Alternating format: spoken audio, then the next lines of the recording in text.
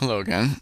In this video we will be covering the generation of electrical and plumbing rough-in schedules, as well as the generation of the sheets to go with those schedules. We'll start by generating the schedules themselves,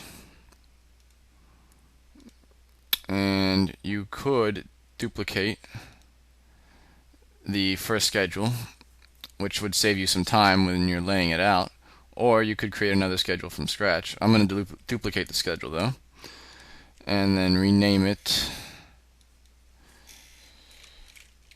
plumbing rough-in schedule.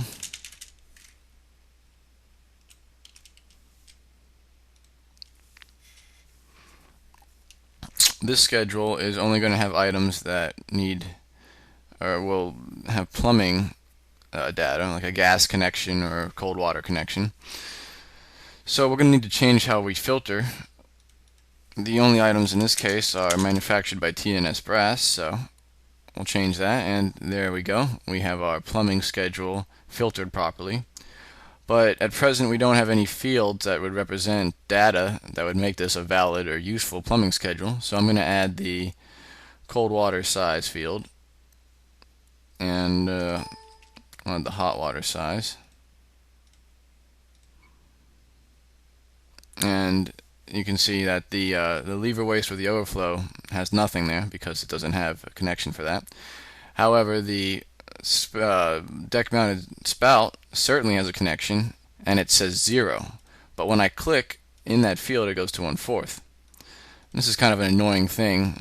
You can avoid this by setting up your template well, so that this field is already set up properly, but since I'm using a Revit template, this field is formatted incorrectly. Anyway, we can fix that pretty easy. Going to the formatting tab here under the properties dialog for this schedule, and cold water size, we can go into the field format. We don't want to use the project settings in this case. We want to round down to the nearest eighth. That might be a little bit too small, but why not? And now these will properly display as 1/4. The number of fields you can have in here is limited to the number of fields or parameters in the families that you have in the project.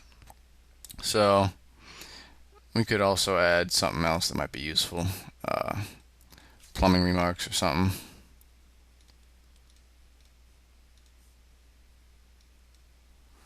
And you can enter the data for the plumbing data here. Now we're going to generate our actual plumbing rough-in plan view.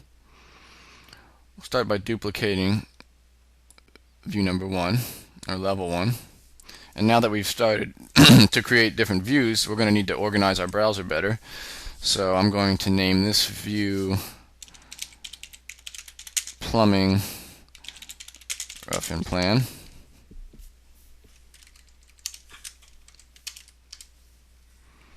And level 1 we'll name kitchen equipment plan.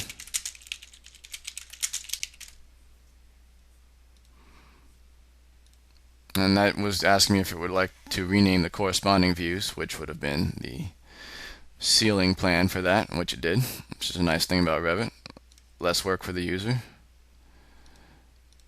And I'll duplicate that view one more time, and I'll call this my electrical rough-in plan. Okay, I'm going to go back to the plumbing rough-in plan, and we set up our rough-ins with all the elements set to halftone. So we find that by highlighting all the elements in the view, right-clicking, selecting override graphics in view by element, then selecting halftone, all the elements in the view can be changed to halftone with ease. There are many different ways to accomplish this. That's just the way that we found works pretty well. The problem with that way is if you created a new family after you applied the halftone, family would come in with the regular tone, that is full tone.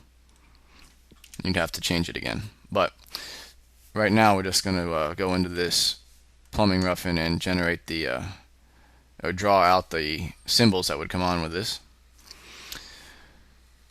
Before we even do that though, we see that we have the clearances showing here, which doesn't really need to be shown on a rough-in plan. So I'm going to select these two families, and these families are of the same type, so when I selected them it says multiple types selected, but it does know that I've got two families of the same file type.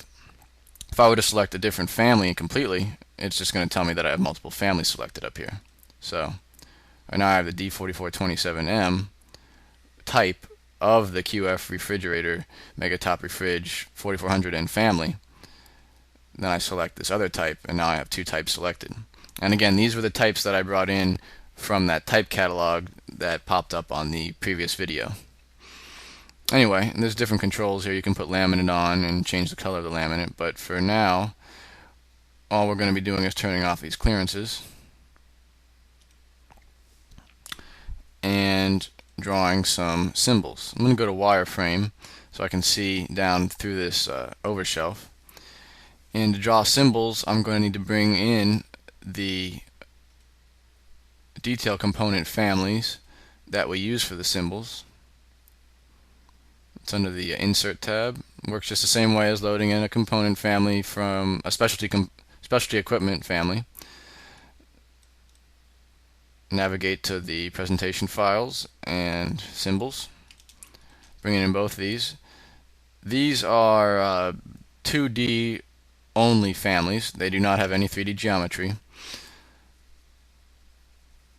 And you can see Revit's taking its time here loading these in.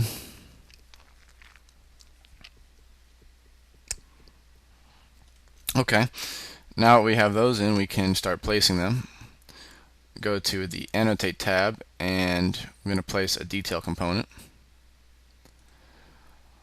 We're going to be using plumbing symbols first, so we'll start with a hot and cold water connection, which we'll place here above that.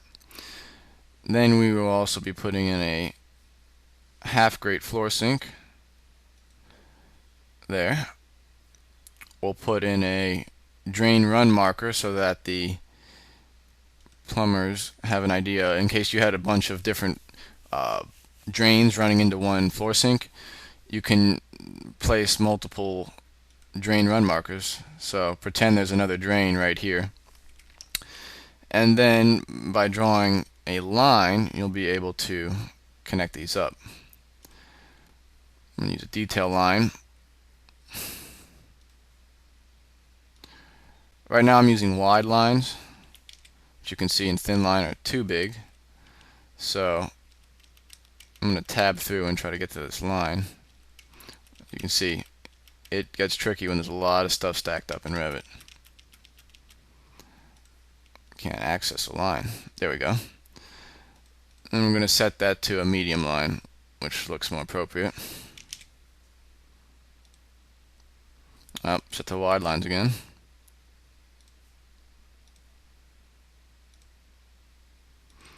And if we had a drain there, that's how that would look. Now these lines that we have depicting the drain runs still don't look as nice as they could. We're going to make them dashed. So we'll start by creating a new line type. We're going to line styles. I'm going to call it plumbing pipe run. And we'll make it a dashed 1/16 inch line. Then we'll change these two lines to the plumbing pipe run type, but they still aren't behaving properly. The dash is not set to a small enough pattern that it would show up in the scale as a dashed line, so I'm going to fix that by going to line patterns, and we're going to change this to a 1/32 inch dash, and the same for the space. And now we do have a dashed line coming in on both of these points, but the line doesn't look as thick as we had it before, and it's because I forgot to change the line weight to the proper setting. We're going to use 2, and now that looks very good. In this part of the Revit project series, we will be creating a electrical schedule. So we'll open up our electrical rough-in plan. I'm going to close our equipment plan. That's our plumbing plan there. We're going to set all the items to halftone as we did before. And we'll go to wireframe, and we'll place our electrical symbols. In this case, we're going to be using the electrical symbol for a single-purpose receptacle for these megatops. And this is going to be under the Annotate tab under Detail Components. And since we were doing plumbing symbols before, it defaulted to the indirect drain marker that I was using in the previous video. Now we're going to be using the single-purpose receptacle tag.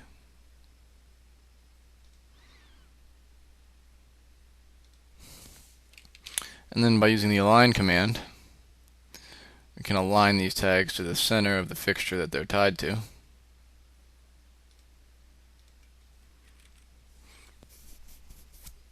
And we'll create our electrical schedule now. This is an interesting way that you can use schedules in creating your electrical and plumbing rough-ins, which makes them quite useful. So we'll go back to Analyze and create a third schedule. Before I had right-clicked on a schedule and duplicated it, which is a faster way of doing this, but we create it this way for now. We'll call this our electrical rough-in schedule. And we're going to have the manufacturer, mark,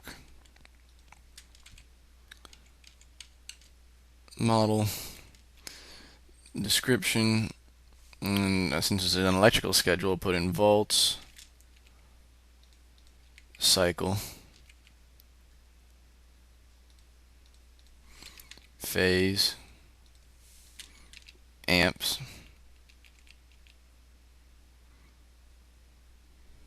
which is an FCSI that's full load amps. And we'll use those for now. We're going to filter the electrical schedule by volts. So long as the family has a volts parameter, it will appear on the schedule. So that will eliminate and filter out any of the families that don't have any electrical information. And as usual, we're going to sort by mark. Formatting should be okay, although since we're using a Revit template, some of these may not appear correctly. We'll see. Okay, they did. That looks good.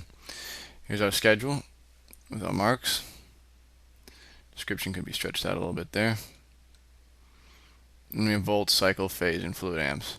On our electrical rough-in schedules that we use on projects, however, we do not use the description field, so I'm going to remove that so this looks a little more realistic.